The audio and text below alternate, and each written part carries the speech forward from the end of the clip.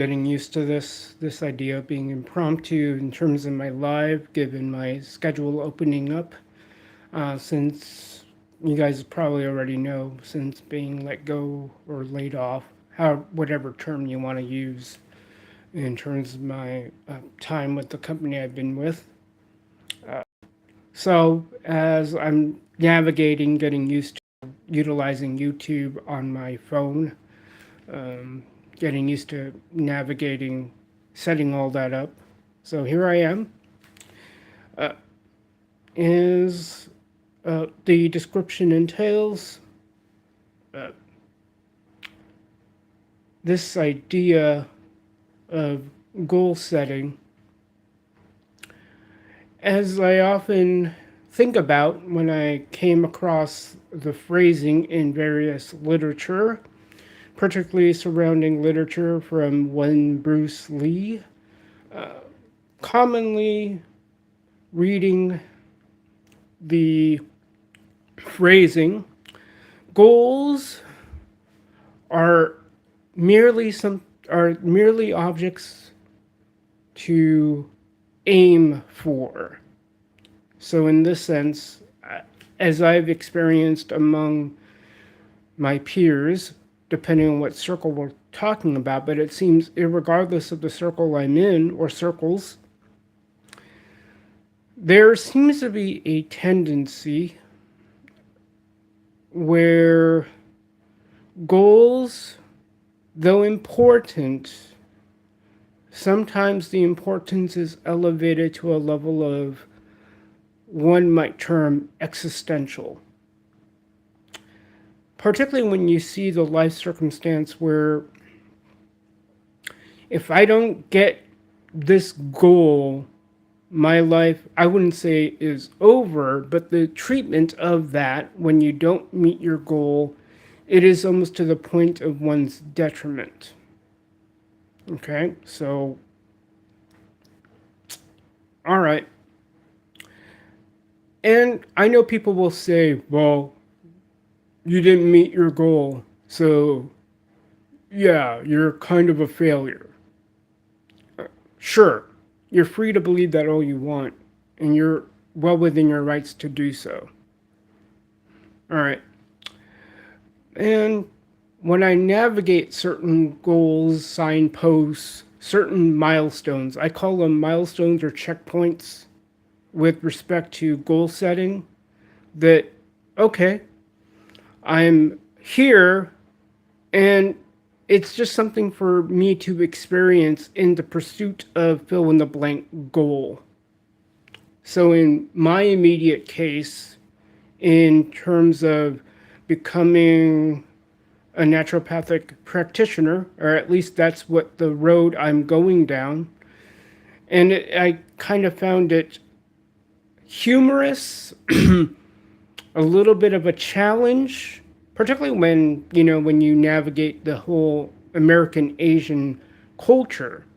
And I grew up around this, and a lot of American born Asians, it almost doesn't seem to matter what sphere within the Asian demographic, whether we're talking Chinese, Japanese, Korean, fill in the blank, Far East Asian extraction. And some would say Filipino, because that's my immediate milieu. In this case, being a first gen immigrant since the age of one, my context is a little different, but even though my parents and I navigated this idea of being American, though we are part of the Philippine extraction, it's a little tricky. Where do we maintain our Filipineness or Filipino-ness, and when are we American?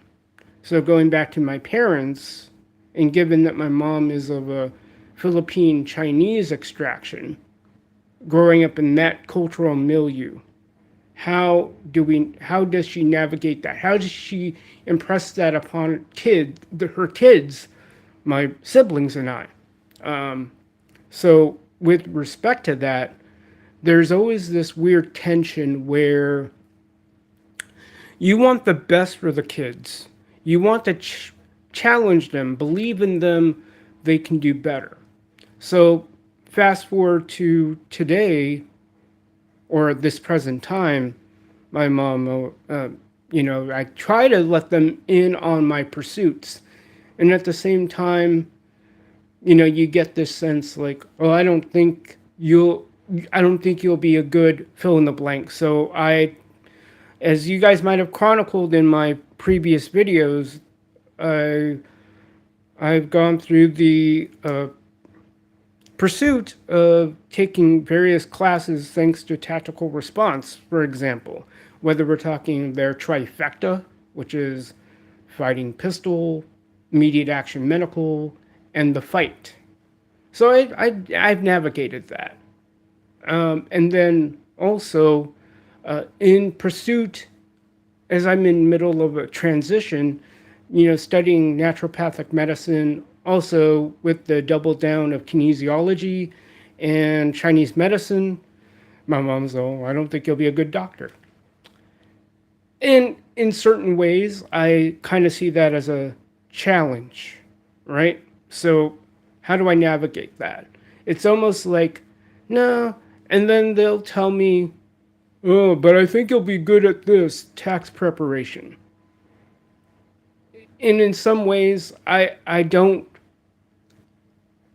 There's a reason why I don't feel compelled or even obligated to fill every bit of detail because in the back of my mind, do my parents really care about what it is I'm going through? On one level, no. And on one level, yes. So, in terms of that, goals are various things that I put in as checkpoints in my life.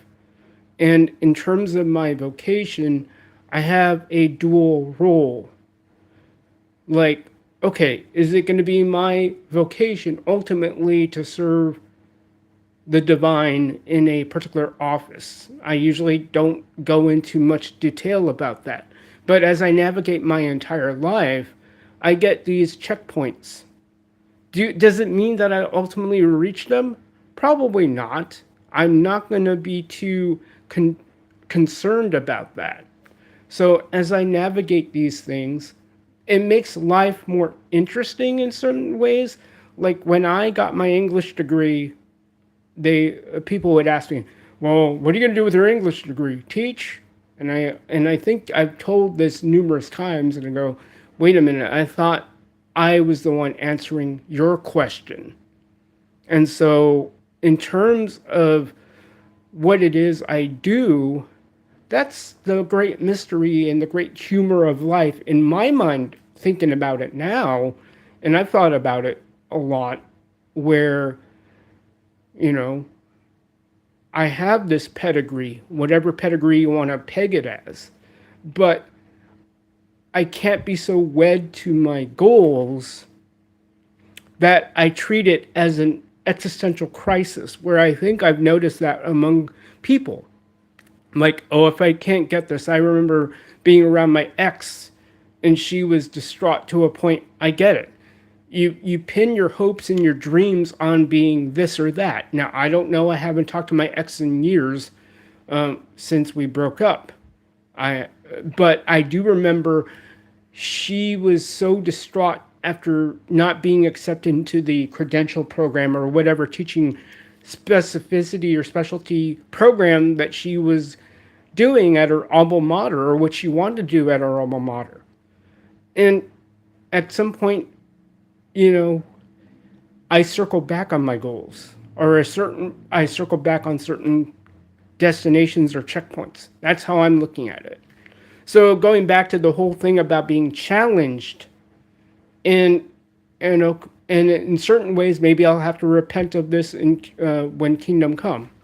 That I look at it as a means of proving others wrong, without being so wed to that mentality. But it is something of an inspiration, whether right or wrong or indifferent. I look at it from the standpoint of these are pursuits, and I just quadrupled down. I just signed up for a level 1 functional dietitian or some program around functional health or functional dietitian.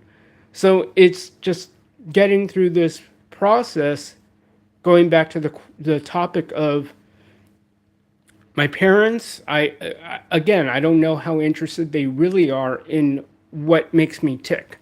I honestly don't. Um, oh, YouTube, and it's a little bit. Oh, try Q&A. Okay, whatever. So in terms of that, like, that's why I have this. I don't know. I often term things in a love-hate relationship dynamic, in terms of whether I like. I appreciate those who bear the Philippine flag as a show of pride. You know, take pride in your heritage. But in my mind, from my standpoint, my vantage point, there is a point where I don't step into beyond the boundary. And whatever that boundary happens to be, it's what I set. Like, I tell people, there's a point where I don't fit completely in the Chinese milieu or the Chinese cultural landscape. There's a point where I don't cross into the realm of the Philippine cultural landscape or even the American landscape, even though that's what I've been inundated with over the years. So anyway, do I think my parents really care about where I've been, where I'm going? No, and in some ways I don't want them to, because it's my life. Because the joke is about Philippine or Asian American parentage. One of two things have to happen. I kick the bucket, or they kick it before I do. Uh, and so in terms of what I've endured, is my parents don't understand. I don't think they have an interest in understanding my thought processes. Because if I were to explain that, I'm sure it'll lull them to sleep, and I wouldn't be surprised if that's the case. Um, so, in terms of navigating my vocation, one end, I do have this responsibility to serve the divine and to serve what I've been placed in front, or what I serve, what's been placed in front of me. Hello there. I'm trying to take a look at your name. Hang on a second.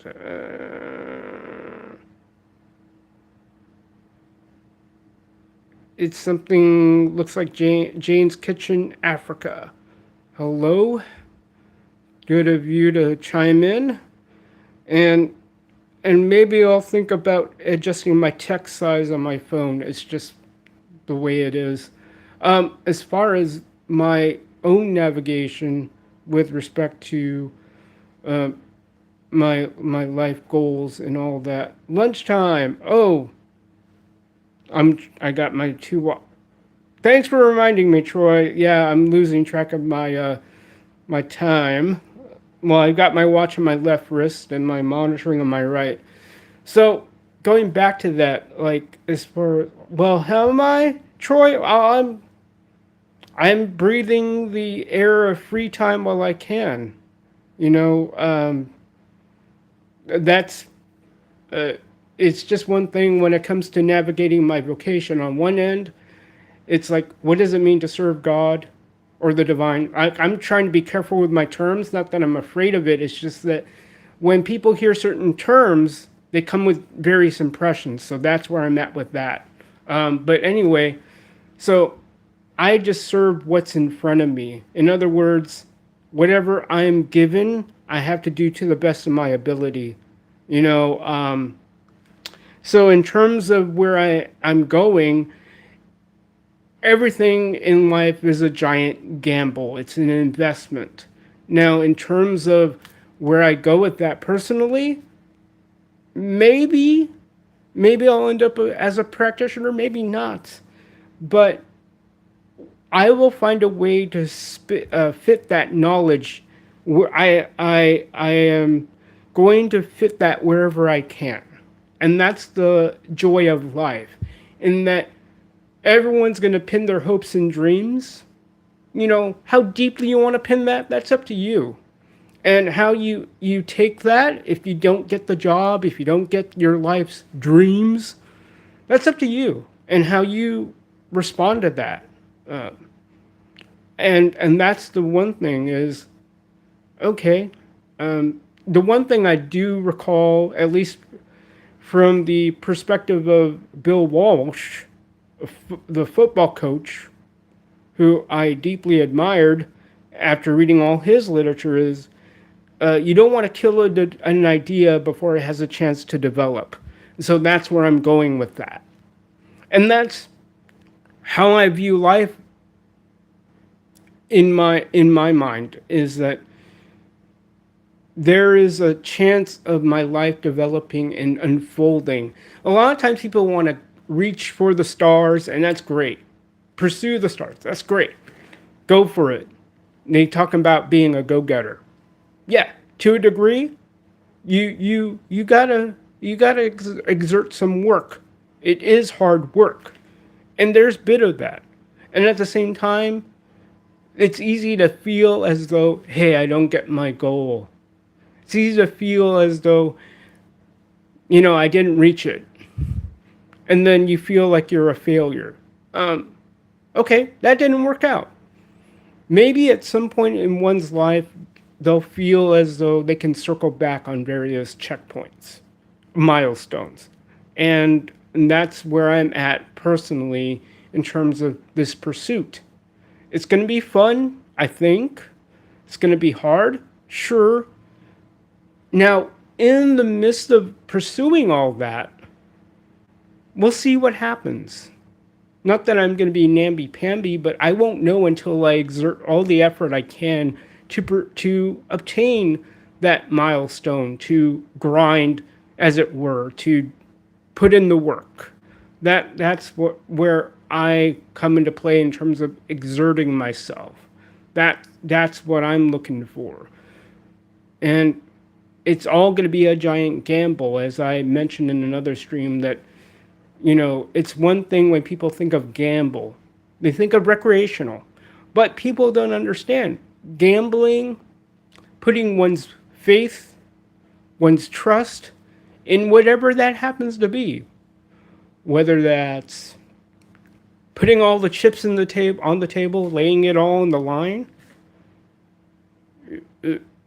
That's a gamble. Whether we're talking about all the chips on your table, all the pedigree you've earned, all of that, the time you put in the grind to obtain an educational degree, whatever that happens to be, whether we're talking from a higher learning institution, whether we're talking bachelor's, graduate, postgraduate, that's great. It's all a signification of your having put in the work, and they say, attaboy, pat on the back, good job, this is what you get. And part of one of the things when I joke about it in various streams is teachers do a bad job. Part of the job of a teacher is to induce a degree of enthusiasm. At the same time, the student has to go to the water and drink. But every student is different. Every receiver is different. It may take more shots at it, and it may take a different approach to induce a degree of enthusiasm. And this is why I often say teachers are bad pitch men and pitch women when it comes to inducing a degree of enthusiasm for a topic matter, whatever that happens to be. Math, English, social studies, whatever subject is being taught at that point in time. So in other words, how do I induce enthusiasm in front of a would-be employer? And so that's where we are with that, in terms of after all this work, after all that energy you expend to obtain a signification saying you put in the work, you've grinded as much as you can to certify you in a certain skill set. And this is where I came into this tension with respect to my obtaining the technical certifications I've obtained since high school. And within the IT industry anyway, there's this sense of being a paper chaser. Right, wrong, or indifferent, it is just what it is. And that could add up. And that's one thing that people have to look at when it comes to what kind of career path do you want. And that's been the tension. Do I collect all this knowledge, all this achievement, all these milestones, and all the while, that's often weighed against your personal or your investment in experience, and you can't, you just can't discount work experience. And that's one thing I know I'll face once I get through this program, or at least exhaust what I can to obtain what I can obtain within the within this learning track, or these learning tracks I'm going through right now as I navigate the career transition I may end up going through. And so I I know once I'm done with the program, I have to go and try to sell myself. I have to give employers, or anybody for that matter, I have to give someone a reason to put their investment into whatever I have to offer. And yes, that means I have to perfect my pitch, which in certain areas means I have to be genuine. That's going to be the toughest part of it. I have to be genuine. I have to be organic or natural in how I go about it. So that's where I'm at right now. The one thing, going back to my parents and their disbelief, if you will, their questioning, their skepticism about my ability to do what it is I'm going to pursue. But they don't know what goes on in the thoughts of my mind. And that's why sometimes I go, well, they don't understand me. I don't know if they even want to understand me. They try, but they always have a rebuttal. So it's like, what's the point? You know, no one wants to hear me. No one, it appears no one wants to really hear anybody out. And so people wonder why there's a lot of tension in families, particularly in the Asian American milieu, or American Asian milieu, or just even in those native countries, there's that tension in terms of, especially when you run into parents who like to compare their children to their peers' children. And you wonder why there's a lot of tension in those families. And people wonder why, this whole idea of saving face, it bugs me. I understand why you put up you might call a false front. I get it. But, it's just something where you just have to deal with it. But at the same time, there's not going to be, there's no real sense of wanting to sort these thoughts out. I hate to put it that way, but it just is. It's just the reality I grew up living in, where you want your parents to understand you, and I guess to some degree parents want to understand their children, but there's always this sense of pushback that people want to give. Like, I still don't get when my parents think I'd be better as a tax preparer than I would be a physician or whatever. In this case, naturopathic or whatever other coursework I'm subjecting myself to. They don't understand what I put myself through on a daily basis. And then they look at certain things that, okay, I have to repent of. I get it.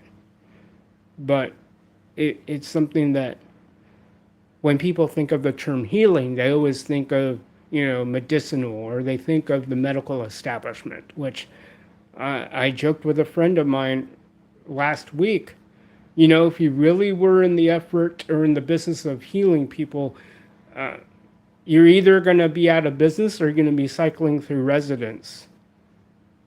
And that in itself is a hard work to do, because if you do cycle through residents for the right reasons where they are remedied, and that means they're at a point of normalcy, and so that means you got to cycle through residents, which means you got to empty the rooms, you got to prepare the rooms for the next batch, if you got a batch, thankfully, the next batch of residents to take care of.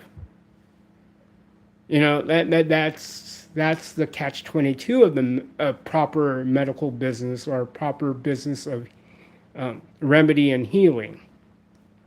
And so people discount that. Okay, I've gone through the process of learning how to troubleshoot.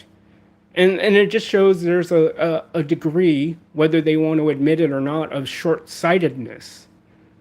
That's the one thing I think we run into when it comes to our goals, our vocation, and they don't know how to properly navigate those waters, which is the crux of this discussion I'm trying to have, or at least I'm airing out my thoughts as we speak. That people don't want to look at the broad or high level, and that's the thing about life is, okay, it's easy to mistake the forest for the trees, or the trees for the forest, and I get it. You latch onto that, but it's one thing to look at both dimensions. That way you can make a clear sense. Okay, this guy spent years troubleshooting a very specific context in terms of the device I'm addressing. So, for example, like I said, that I had spent time troubleshooting computers. But if you step out and look at the higher level, or the top level, or the forest view, you will find that there are certain things that you can learn, or things that you come to realize when it comes to that experience. So when Bruce Lee talks about all the things I learned through martial art. Or I would say, because I had such a vested interest in football, particularly the chess match of football and the X's and O's, coaching culture. I looked at it from the standpoint of both the players and the coaches. So I try to get as complete, or as I dare say, a Catholic view. And this is one thing I'm trying to reawaken, this sense of trying to get people to stop thinking in such exclusive manner with respect to terms. Like Catholic, they think, oh, it's a churchy term. Yeah, for that point in time in history. But I think Catholic covers a multitude of impressions about this idea of being complete, according to the whole, and nothing is lacking. I want to be able to make that more expansive in application, because I think what people lose sight of, they think, oh, Catholic just means a certain section of Christianity, particularly within the bosom of Rome, and without getting too churchy about it. So that's where I'm at, and I know I've gone on long enough, but I'll catch you guys until the next one. I likely may do another live at my friend's. We'll see where it goes. I'm still waiting for UPS to pick up the package from my former employer with respect to equipment. Going back to this idea of looking at the 50,000 foot view, we have to understand, when people look at employers, they have to understand our customers. When employees look at employers, they have to understand they're our customers, in the sense of they owe us money, and the customer is always right. People look at it from a standpoint, very much a very static view of the the dynamics between employer and employee. But after working with my bookkeeping experience and knowledge, you know, accounts receivable works two ways. So the customer is, it's like they have to give us a reason. They're taking their shots. They're trying to, like, they are my customer. That I have to show them why they have to pay me money for what I provide them as a vendor, right? Because as long as I live up to those terms, they remain I remain their customer, or they remain my customer rather. So anyway, guys, thanks for hearing me out. Again, apologies if the rambling was a little disjointed. I think that's often the case. So again, until next time, peace out, and I'll catch you all on the other side.